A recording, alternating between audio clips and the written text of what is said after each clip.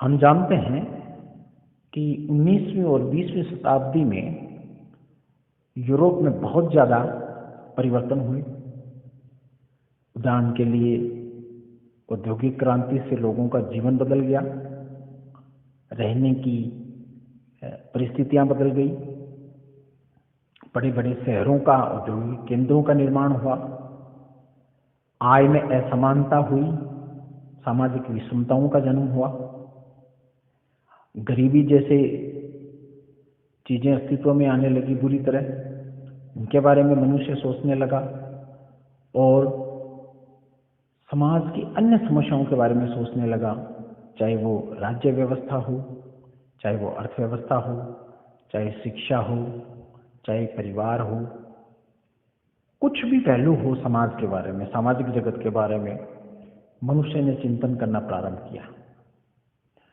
और इसी चिंतन के लिए समाजशास्त्र अस्तित्व में आया, क्योंकि समाजशास्त्र ये चाहता था, समाजशास्त्र के पितामह अगस्त कॉम्ट ये चाहते थे कि जिस तरह प्राकृतिक जगत को समझने के लिए फिजिक्स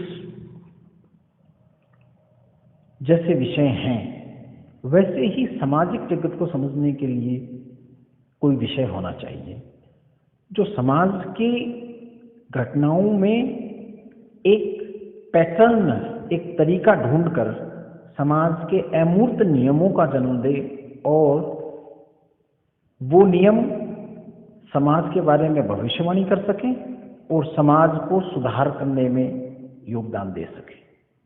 क्योंकि हमें जब नियमों का पता चलेगा तो इन नियमों से हम आने वाले भविष्य का पहले ही अनुमान लगा लेंगे और अगर कोई समस्या है तो उस समस्या का समाधान करेंगे। इसलिए 19वीं शताब्दी में जो सामाजिक परिवर्तन हुए, उन्होंने विचारकों को, दर्शन शास्त्रियों को ये सोचने के लिए बाध्य किया कि जिस तरह प्राकृतिक जगत का अध्ययन किया जाकर नियम बनाए जा सकते हैं, ठीक वैसे ही सामाजिक जगत का अध्ययन करके नियम बनाए जाने चाहिए और उन नियमों का उपयोग करके समाज में होने वाली समस्याओं को दूर किया जाना चाहिए। इसलिए सिद्धांत की ऐसे सिद्धांत बनाने के लिए जरूरी ये हुआ कि एक नया विषय बनाया जाए और इस तरह अगस्त कॉम्ट ने एक नया विषय बनाया जिस विषय का नाम रखा सोशल फिजिक्स, सामाजिक भौतिकी। लेकिन वो नाम चूंकि एक अन्य विद्वान ने किसी दूसरे गणित के विषय में रख लिया था, इसलिए उन्होंने उस नाम को छोड़ दिया और बाद में नया शब्द काम में लिया नए विज्ञान के लिए। वो सोशियोलॉजिया था, सोशियोलॉजी। और सोशियोलॉजी का मतलब हुआ समाज का विज्ञान। और चूंकि उद्देश्य ये था कि समाज के नियमों के आधार पर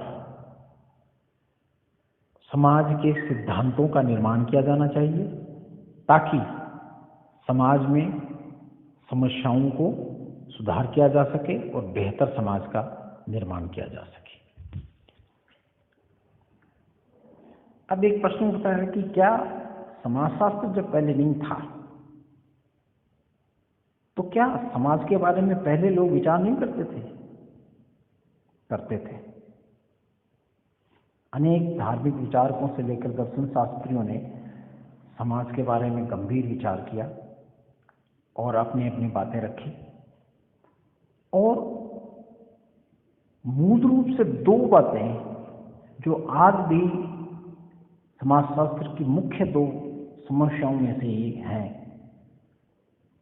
वो है कि किस तरह समाज में व्यवस्था बनी रहती है और किस तरह समाज में एक लंबे समय के बाद परिवर्तन आता है।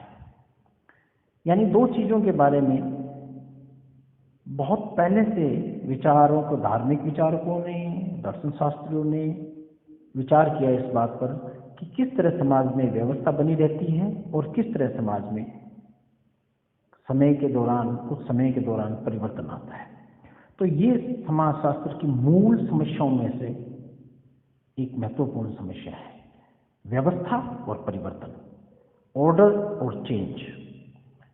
अगस्त कॉम्टे ने कहा, इसका समाजशास्त्र को दो भागों में बांटा था। तो यही कहा था कि समाजशास्त्र को अध्ययन एक तो इस बात का करना चाहिए कि सोशल स्टेटिक्स, यानी समाज में जो व्यवस्था बनी हुई है वो कैसे है, और दूसरा सोशल डायनामिक्स, यानी जो परिवर्तन हो रहा है वो क्यों हो रहा है। और इन दोनों ही चीज़ों के नियम हमको जानने चाहिए, और यही समाजशास्त्र का केंद्रीय बिंदु है। लेकिन जो समाजशास्त्र के अस्तित्व में आने से पहले जो विचारकों के विचार हैं, उनको हम समाजशास्त्रीय सिद्धांत नहीं कह सकते, समाजशास्त्रीय विचार नहीं कह सकते, उस ज्ञान को हम समाजशास्त्रीय ज्ञान नहीं कह सकते। क्यों? क्योंकि उसमें वैज्ञानिकता का अभाव है, वो विज्ञान सम्मत नहीं है। और समाजशास्त्र क्योंकि समाज का विज्ञान है, इसलिए वैज्ञानिक पद्धति से प्राप्त किए गए सामाजिक नियम या सामाजिक सिद्धांत या सामाजिक ज्ञान ही समाजशास्त्र का विषय, सब्जेक्ट मैटर है। इसलिए जो पहले जितने भी सामाजिक विचारक थे, समाज के बारे में विचार करते थे, और जो ज्ञान उनका है उसको हम समाजशास्त्र में प्रोटो सोशियोलॉजी बोलते हैं, यानी समाजशास्त्र से पूर्व का समाजशास्त्र, प्रोटो सोशियोलॉजी। और 18वीं 19वीं शताब्दी में जब पुनर्जागरण काल था,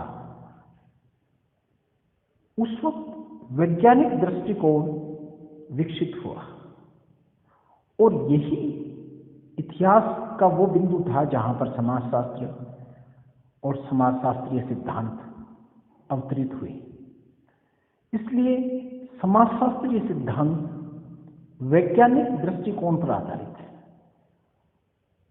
और वैज्ञानिक दृष्टिकोण का मतलब है कि कोई भी चीज, कोई भी ज्ञान जो निरीक्षण और अनुभव पर आधारित हो, वो वैज्ञानिक ज्ञान है, यानी ऑब्जर्वेशन और एम्पेरिकल स्टडी, यानी आनुभाविक रूप से आप जिसका अध्ययन कर सकें